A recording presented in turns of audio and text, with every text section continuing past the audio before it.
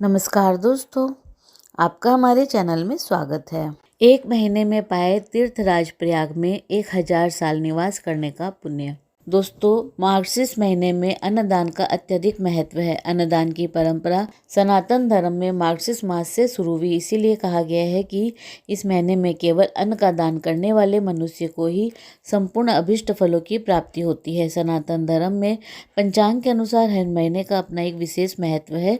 इसी तरह कार्तिक मास के बाद आने वाले मार्गशीर्ष महीने का विशेष महत्व है। इस महीने में विवाह आदि मांगलिक कार्य होते हैं, इसीलिए इस महीने का महत्व और भी अधिक बढ़ जाता है। यह महीना भगवान श्री कृष्ण का सबसे प्रिय महीना माना जाता है, क्योंकि इसी माह मनाया जाता है गीता जयंती उत्सव। भगवान श्री कृष्ण ने कुरुक्षेत्र में युद्ध के मैदान में अर्जुन को गीता का उपदेश दिया था, जो कि पूरे विश्व के लिए मार्गदर्शक और मानव जीवन के लिए प्रेरणा का स्रोत है। मार्गशीर्ष महीने की शुक्ल पक्ष की एकादशी के दिन अर्जुन ने गीता जी के उपदेशों को अपने भ्राता बंधुओं को सुनाया था। इसीलिए इस दिन से गीता जयंती महोत्सव मनाया जाता है। मार्गशीर्ष महीना हिंदू धर्म का 9वां महीना है और 9 का अंक ज्योतिष विज्ञान के अनुसार पूर्ण माना गया है। इसीलिए इस महीने का महत्व और अत्यधिक बढ़ जाता है। मार्गशीर्ष को अग्रहायण नाम भी दिया गया है। अग्रहायण शब्द अग्रहायणी नक्षत्र से जुड़ा है, जो कि मृगशीर्ष या मृगशिरा का ही दूसरा नाम है। अग्रहायण को अगहन भी कहते हैं। प्राचीन काल में मार्गशीर्ष से ही नववर्ष शुरू होने की परंपरा थी, जो आगे चलकर बदल गई और विक्रम संवत से नववर्ष प्रारंभ होने लगा। ग्रंथों के अनुसार मार्गशीर्ष के महीने में शुक्ल पक्ष की पंचमी को मर्यादा पुरुषोत्तम भगवान श्री राम और माता सीता का स्वयंवर और विवाह संपन्न हुआ था। इसीलिए मार्गशीर्ष महीने के शुक्ल पक्ष की पंचमी को विवाह पंचमी मनाई जाती है। साथ ही शिव पुराण रुद्र संहिता पार्वती खंड के अनुसार सप्त ऋषियों के समझाने से हिमवान ने शिवजी के साथ अपनी पुत्री का विवाह मार्गशीर्ष माह में तय किया था। गणेश जी को उनकी दोनों पत्नियां रिद्धि और सिद्धि भी मार्गशीर्ष महीने में ही प्राप्त हुई थी। इस महीने में अन्नदान का महत्व। महाकाव्य महाभारत के अनुशासन पर्व के अध्याय 106 के अनुसार जो मनुष्य मार्गशीर्ष महीने में एक समय भोजन करता है और अपना समय ईश्वर भक्ति में लगाते हैं और जरूरतमंदों को अन्नदान भोजन आदि कराते हैं, वे हमेशा रोग और पापों से मुक्त रहते हैं और मोक्ष को प्राप्त होते हैं। इस महीने में उपवास करने का विशेष महत्व है। जो मनुष्य इस जन्म में इस पावन महीने में उपवास करते हैं, वे दूसरे जन्म में रोग रहित और बलवान होते हैं। स्कंद पुराण के वैष्णव खंड में कहा गया है कि जो मनुष्य रोजाना एक बार भोजन कर मार्गशीर्ष महीने में जीवन व्यतीत करता है तथा भक्तिपूर्वक ब्राह्मणों को भोजन कराता है, वे सभी रोगों और पापों से मुक्ति प्राप्त करता है। शिव पुराण में कहा गया है कि मार्गशीर्ष महीने में अन्नदान का अत्यधिक महत्व है। अन्नदान की परंपरा सनातन धर्म में मार्गशीर्ष महीने से शुरू हुई। इसीलिए कहा गया है कि इस महीने में केवल अन्न का दान करने वाले मनुष्य को ही संपूर्ण अभिष्ट फलों की प्राप्ति होती है। मार्गशीर्ष महीने में भगवान श्री कृष्ण की नगरी मथुरा में रहने का अत्यधिक महत्व माना गया है और इस महीने यमुना जी के दर्शन करने से मनुष्य विष्णु लोक को प्राप्त करता है। स्कंद पुराण में स्वयं भगवान सृष्टि के रचयिता ब्रह्मा जी से कहते हैं कि तीर्थराज प्रयाग में 1 साल तक निवास करने से जो फल प्राप्त होता है, वह मथुरापुरी में केवल मार्गशीर्ष महीने में निवास करने से मिल जाता है। इस मास में विश्व देवताओं का पूजन किया जाता है। पितरों की आत्मा की शांति के लिए यह पूजन किया जाता है। श्रीमद् भगवद गीता में श्री कृष्ण स्वयं कहते हैं, मासा नाम मार्गशीर्षो हम नक्षत्राणाम तथा विजितम, अर्थात महीनों में मैं मार्गशीर्ष हूँ और नक्षत्रों में अभिजीत हूँ। स्कंद पुराण के वैष्णव खंड के अनुसार श्री भगवान कहते हैं कि मार्गशीर्ष महीना मुझे सदैव प्रिय है। जो मनुष्य प्रातःकाल उठकर मार्गशीर्ष में भक्तिपूर्वक स्नान करता है, उस पर संतुष्ट होकर मैं अपने आप को ही उसे समर्पित कर देता हूँ। मार्गशीर्ष में चित्रा और विशाखा शून्य नक्षत्र है। इनमें कार्य करने से धन का नाश होता है। मार्गशीर्ष में सप्तमी और अष्टमी मास शून्य तिथियां हैं। मास शून्य तिथियों में मंगल कार्य करने से वंश और धन का नाश होता है। महाभारत के अनुशासन पर्व के अध्याय 106 के अनुसार जो मार्गशीर्ष मास को एक समय भोजन करके बिताता है और अपनी शक्ति के अनुसार ब्राह्मण को भोजन कराता है, वह रोग और पापों से मुक्त हो जाता है। वह सब प्रकार के कल्याणमय साधनों से संपन्न तथा सब प्रकार की औषधियों, अन्न, फल आदि से भरा पूरा होता है। मार्गशीर्ष मास में उपवास करने से मनुष्य दूसरे जन्म में रोग रहित और बलवान होता है। उसके पास खेती बाड़ी की सुविधा रहती है और वह बहुत धन धान्य से संपन्न होता है। स्कंद पुराण के वैष्णव खंड के अनुसार जो प्रतिदिन एक बार भोजन करके समूचे मार्गशीर्ष को व्यतीत करता है और भक्तिपूर्वक ब्राह्मणों को भोजन कराता है, वह पापों और रोगों और पातकों से मुक्त हो जाता है। शिव पुराण के अनुसार मार्गशीर्ष के महीने में चांदी का दान करने से वीर्य की वृद्धि होती है।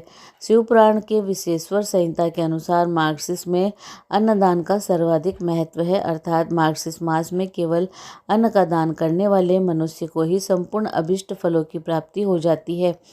मार्गशीर्ष मास में अन्न का दान करने वाले मनुष्य के सारे पाप नष्ट हो जाते हैं। मार्गशीर्ष महीने में मथुरापुरी में निवास करने का बहुत अधिक महत्व है। स्कंद पुराण में भगवान स्वयं ब्रह्मा जी से कहते हैं कि तीर्थराज प्रयाग में 1000 वर्ष तक निवास करने से जो फल प्राप्त होता है वह मथुरापुरी में केवल मार्गशीर्ष में निवास करने से मिल जाता है। विश्व देवताओं का पूजन भटकते जीवों की सद्गति के लिए किया जाता है। मार्गशीर्ष के महीने में भगवान विष्णु की प्रतिष्ठा करना बहुत ही अधिक शुभ माना गया है।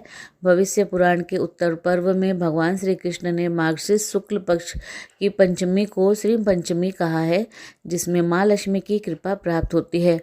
मार्गशीर्ष मास में भगवान विष्णु को स्नान कराने का विशेष महत्व है। स्कंद पुराण के वैष्णव खंड के अनुसार श्री भगवान ब्रह्मा जी से कहते हैं कि द्वादशी और पूर्णिमा को यदि गाय के दूध से मुझे स्नान कराया जाए तो वह बड़े बड़े पातकों का नाश करने वाला होता है। जो मनुष्य अगहन या मार्गशीर्ष मास में मुझे मधु और शक्कर से स्नान कराते हैं वह स्वर्ग से इस लोक में लौटने पर राजा होता है। जो मार्गशीर्ष में मुझे दूध से नहलाता है वह स्वर्गलोक में चंद्रमा, इंद्र, रुद्र और मरुत गणों पर विजय प्राप्त करता है। जो उपासक मार्गशीर्ष के महीने में शंख में तीर्थों का जल लेकर उसकी एक बूंद से भी मुझे नहलाता है वह अपने समूचे कुल को तार देता है। जो अगहन मास में भक्तिपूर्वक शंख ध्वनि करके मुझे स्नान कराता है उसके पितर स्वर्गलोक में प्रतिष्ठित होते हैं। जो शंख में जल लेकर ओम नमो नारायणाय का उच्चारण करते हुए मुझे नहलाता है वह संपूर्ण पापों से मुक्त हो जाता है। वराह पुराण में भगवान कहते हैं कि मथुरा के समान मेरे लिए दूसरा कोई भी तीर्थ आकाश, पाताल एवं पृथ्वी इन तीनों लोकों में कहीं भी प्रिय प्रतीत नहीं होती। जिसने मथुरा पहुंचकर मेरी यानी कि श्री कृष्ण के विग्रह की विधिवत पूजा करके प्रदक्षिणा कर ली उसने मानो 7 द्वीपों वाली पृथ्वी की प्रदक्षिणा कर ली।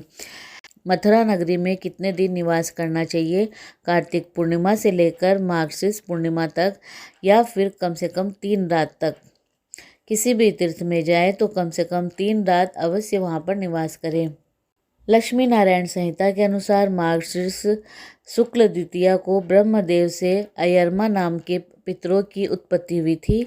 इस दिन श्राद्ध करना चाहिए। नारद पुराण के अनुसार मार्गशीर्ष द्वितीया को श्राद्ध द्वारा पितृ पूजन करने से आरोग्य लाभ होता है और पुत्र पौत्रों की प्राप्ति होती है। दोस्तों, इसी प्रकार और भी रोचक जानकारी के लिए आप हमारे चैनल को लाइक, शेयर व सब्सक्राइब करें। हमारे चैनल में विजिट करने के लिए धन्यवाद।